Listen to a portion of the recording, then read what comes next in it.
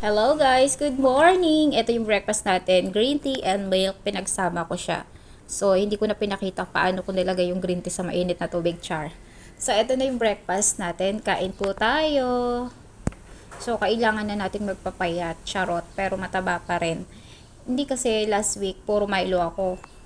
Milo, tapos lalagyan ko ng gatas, tapos lalagyan ko ng ice. Kaya lang nagiging yung weight ko. Kaya tumataba na naman ako, kaya sabi ko balik tayo sa green tea para pumayat naman tayo. Ang hirap kasi ng mataba, 'di ba guys? Kapag mataba ka, kapag maglalakad ka, parang ang hirap-hirap kumilos. Isang ano mo lang, hingal ka na kaagad, charot. So, ayun na nga guys, kain tayo. Pero ang alam ko, pag kumakain ka ng mga tinapay na ganito, lalong kang tataba ata. Parang ganun. Ayun, pero ito yung ano gusto ko ngayon. Pero hindi naman siya lagi-lagi. Minsan, iba yung kinakain ko sa breakfast. Pero yung gatas at saka green tea, okay na yun. Minsan, green tea lang or gatas, okay na yun sa akin. Tapos ngayon, naisipan ko na kumain ng tinapay. So, ayun, kain po tayo. So, nakadalawang slice na ako. Pandalawa na to. Tapos, ayan, nag-i-enjoy akong kumakain. Ang dami ko iniisip sa buhay ko. Char! Kasi syempre, 'di ba? Ganun naman talaga.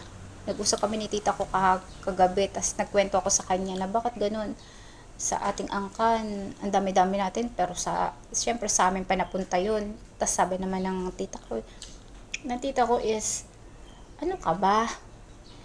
Eh, di ba naman, magiging okay din naman. Tas ayun nga, inanuhan niya ako ng homily nung Sunday kasi nagsimba siya. Tas inanuhan niya ako ng homily na sinabi ni Father. Tas ayun, nagkwentuhan lang naman kami. Minsan lang kasi ako natawag sa kanya kapag halimbawa, magchichika-chika ako sa kanya. Kasi yung tita kong isa, tinatawagan ko, busy sa life. Char. Yung pala, wala daw signal sila. Nasa Mindoro kasi siya. So, ayun. Kaya, ayun. So, eto, habang kumakain ako, ang dami kong iniisip. Kasi minsan, guys, ganito talaga ako. Pag may mga problema ako, ina-advance ko na kung ano yung mangyayari. Hindi pa man nangyayari, pero inaano ko na sa utak na, paano pag ganito, ganyan, ganun ako mag-isip. Kaya minsan, parang nakaka-stress. Stressful ang life, char. Pero hindi naman halata ako dito habang kumakain na stress ka. And then, ayun na nga guys, tapos na tayong kumain, tapos na din ang chismisan.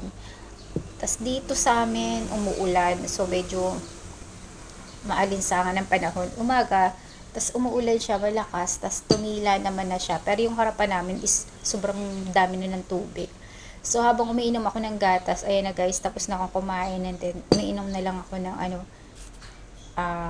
milk tea na ang tawag dito kasi green tea plus fresh milk equals milk tea. So ayun na nga guys, mag-e-end na po tayo. Thank you for watching and huwag